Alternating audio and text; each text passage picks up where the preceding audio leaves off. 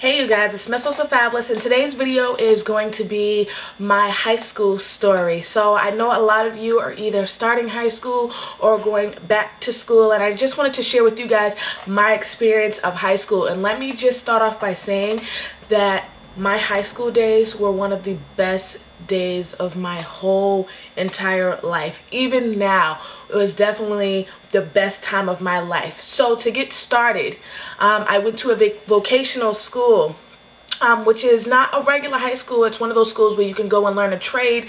So when you graduate, you know, you will already have a skill. You won't need to go to college, but you can if you would please. So I went to the school called Tri-County in Massachusetts, and I originally wanted to go to the school for Cosmo. You know, it's all about being girly and glitz and glam, and I definitely wanted to go there for that school, but I didn't end up going to that program. And believe me, to this day, my mom still gets on my ass about it, because she's like, you're taking a step backwards. You went to a high school where you could have went and got your Cosmo license after you graduated. And they're like, she's like, but now you want to do it. And the only reason why I decided not to go to Cosmo is because when I went through the exploratory, and exploratory is when you actually go through all of the programs and test out which ones you like better, I hated roller sets. I hated it. I couldn't do it. It just wasn't my thing. My mom's like, that's ridiculous. You can't not do something just because you don't know how to do it. Because now I'm the queen of roller sets. So I could do those like nothing. I could do those with my eyes closed. So I guess it was a little stupid reason for not, you know, going to the program. But I actually ended up going into graphics. Now, when I was in high school, fashion was my life. Fashion and dancing. So I decided to go into fashion for the simple fact that to this day, I still have a huge portfolio. It's about this big. I have a huge portfolio of all of my sketches since 3rd grade of different fashion ideas that I wanted. And my clothing line was called Gemini, because I am in a Gemini. And it was a concept where you could be girly and, you know, sporty at the same time. So yeah, and I decided to go into graphics because I'm not an excellent drawer. So I had figured if I went into graphics, they would teach me how to, you know, digitally put my stuff on the computers, and I could make it come to life instead of actually having to hand draw it.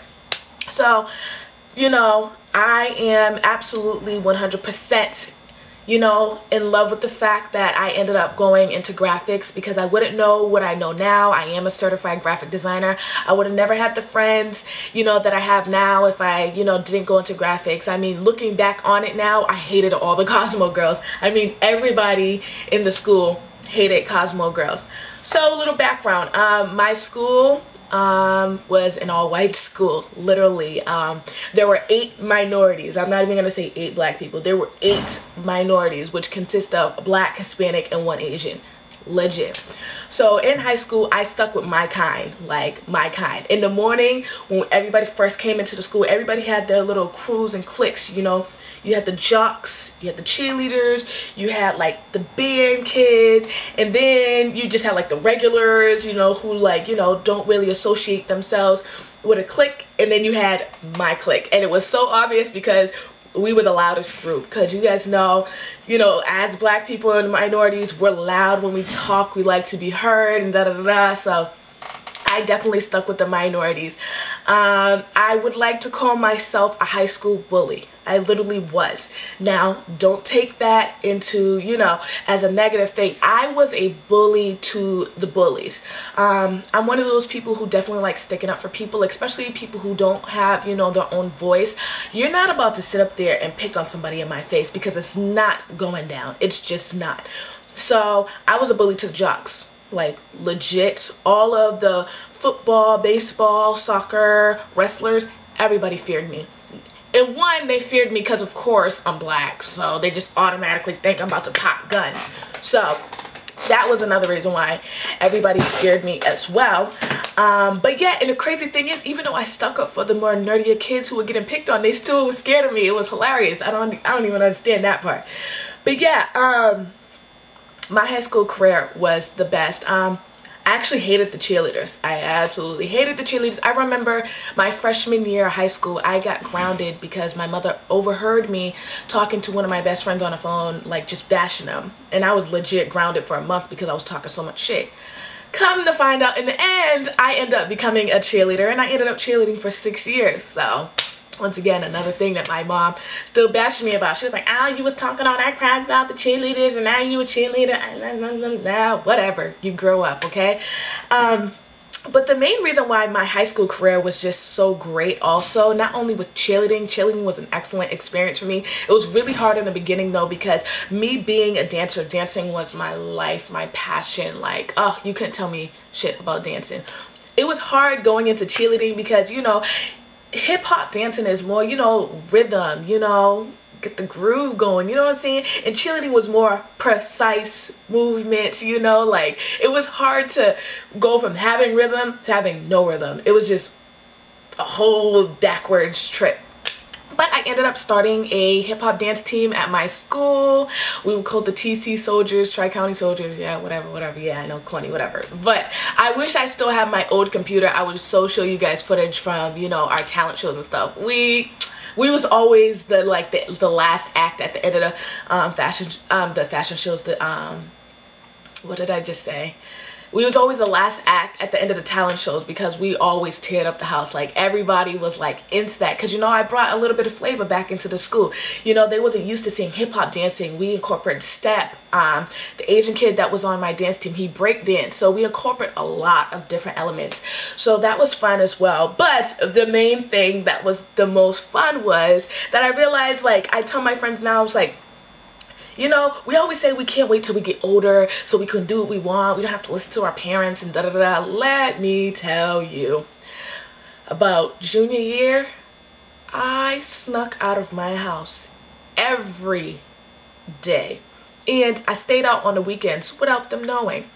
Yes, how did I manage to do that? Because one, I have a mom who is a minister who preaches about 2 hours away, so she's not home on the weekends, and I had a stepfather that worked at night. So it always worked out that way. It would be like a Wednesday night. I'm driving. I live in the suburbs. I live about 45 minutes outside of Boston. So it was like, when it came to like Wednesday nights, what? My homegirl picking us up. We going all the way to Boston to go to parties. Mind you, my homegirl don't got no license. The car's not registered. We done been pulled over so many daggone times, but for some reason, by the grace of God, the cops always let us go. Like, how are you gonna have somebody who doesn't have a license or registration get pulled over and they still let you go? And they always said to us, they're like, it's not that you were a bad driver, it's just that your tail light is out. You got to get that fixed. And they always used to say to her, they'd be like, Chanel, don't let me catch you on my street again. Or the next time, I'm going to lock you up for real. So that was fun. I definitely snuck out every single day. Legit, every single day. And I was known as the makeup girl in high school. I was known for my makeup. Not that many people were wearing makeup in school, but you could catch me, you know, in my shop doing my teachers' makeup, doing my classmates' makeup, lunchtime, doing people's makeup. Makeup was definitely my thing in high school, and I was also known as the wig girl. I started wearing wigs about like my senior year in high school. That's when I first started getting into YouTube. The first lady I ever watched on YouTube was Muffins Is My Lover. April, she was the first lady I've ever watched. So I definitely started getting into the wigs and all of that. And I also was my high school's best dress. Yes, I know. But let's keep it funky. I was not the best dressed in high school. I wasn't. I just wasn't. Because I grew up in a big family. There's a family of 7 of us total. So I didn't get those, you know, special treatments as kids. As, you know, if I wanted something, my mom would go to the store and get it. Like if there was a new CD coming out, mommy, I want this, da da da da. No, it wasn't like that. The only time we was getting something new, it had to be our birthday or Christmas. That was the only time we got something new, unless I purchased it myself. So that's why I ended up getting a job. But I wasn't the best dressed in school. I definitely wasn't. I was definitely one of those people who I loved hand-me-downs. Like, I think at one point I put up a poster in school and I was telling everybody, if you had any old clothes that you didn't want, I'll take them. And I would definitely rock the hell out of those clothes. But the reason why I ended up being the best dressed is because since I was in the graphics vocation, we were in charge of the yearbook. So of course I'm gonna put my daggone self in the yearbook. So you know how like they have like, you know, class clown, you know, most likely to succeed, they always have a boy and a girl. Well, in best dress they had 2 girls and 1 boy, and I was like I definitely put myself in that category. And if you look at my yearbook, and look at my best dress photo, it's like, girl, what were you thinking? Like, what were you thinking? I had my hair braided all on one side and was all curly on this side. It looked a hot freaking mess. Oh, whatever. I thought I was doing it though. You couldn't tell me shit. I thought I was definitely doing it. But yeah, my high school days were the best days of my life. And the reason why I say that, you know, they were the best days of my life now, it's not as fun now because, like I said, we always can't wait to grow up and do what we want, you know, instead of asking your parents. But I feel like now that I'm to a point where I can just leave the house and not tell my parents that I'm going, or I don't have to ask to go anywhere, it's not fun because you don't have that suspense that, oh my God, I'm gonna go home and if I get caught, I'm gonna get my ass whooped. Like, you know, you don't have that suspense anymore.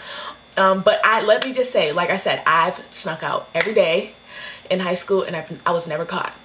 There was one time I came in the house, it was like 7 o'clock in the morning on a Sunday, and my stepfather was in the kitchen getting something to drink, and he was like, where are you coming from? But at the time I was working at Aeropostale, and we normally have, like, when we have like store meetings, they do it at like the crack of dawn at like 6 o'clock. So I just told him, I was like, oh, I had a meeting at work or whatever, my manager just dropped me back off. And he was like, oh, okay. But let me just tell you something, my stepfather was definitely naive, because how do I come from work wearing a book bag full of clothes? Like, my high school days were definitely the best days of my life. My high school day, also in high school, I got into my first fight. It was huge. I filmed it and everything. I believe I still have it. It was, I was in jeopardy of not graduating because of that fight. Long story short, like I said, I hung out with the minorities or whatever, but there was a certain amount of little minorities, or, you know, the girls that just think they're just like, like those kind of girls, you know what I'm gonna say? The ones that were like non-minority that just thought they were just, no. They started talking trash. These girls started just, you know, they were talking trash about my sister to get a reaction out of me, which they did, because what I ended up doing, because these girls thought they was about that life, and it wasn't about that life, I had called everybody up on like three-way. Like, I had three-way, then I had my friend call on three-way, then I had another friend call on three-way. We was all on the phone, and I was like, listen, I had one friend who was mutual friends with the both of us, so I said, all right, I'm not gonna put you in the fight. I said, you're just gonna film it. I said, I'm gonna have you sit at this spot in the cafeteria and everybody else sitting at the table. Let me tell you, I had rings on and I was wearing gloves on top of the rings, so it was so funny.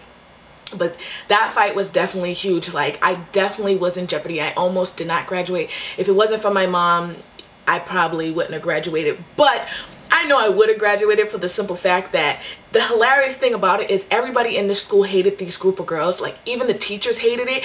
And when the fight broke out, the teachers were all on my side. The teacher was like, no, she didn't do anything. You know, she was just trying to get them off the girls. She didn't do anything. The teachers blamed everything on the other girls, and they winked at me like, because everybody was trying to get these girls just thrown out of the school. Like, these girls were just ridiculous, and they needed to get, you know, their ass whooped, definitely. But yeah, that was definitely fun. Definitely. I had some, you know, some ups, some downs, some good, some bad, but overall my high school days were, you know, the best days of my life. And my mom always told me, she was like, you're always talking about these girls. She's like, but when you graduate, you're not going to talk to those friends that you thought you were friends. You're not even going to talk to them more. And man, was she right. I probably have only one friend. I have a couple. I have about 3 girls that I still talk to, that I went to high school with, and we still hang out every once in a while. But I still have one friend, and her name is Jill, who's one of my best friends. And we wasn't close in school. She actually got on my damn nerves, like, oh my goodness, because she was definitely one of those people that had low self-esteem. She always let people pick on her, and I just couldn't stand that. So she started hanging out with me, and now you can't tell Miss Thang nothing, okay? Shout outs to Jill, how you doing? But yeah, this is just my high school story. I thought I would share that with you guys, and I am going to be doing my college story. Now, my college story isn't so good, but yeah, you guys, I hope you enjoyed this video. Remember to always rate, comment, subscribe, follow me on Twitter, twitter.com/MissSoFabulous TV, and remember, you guys have a nice and wonderful day. Bye.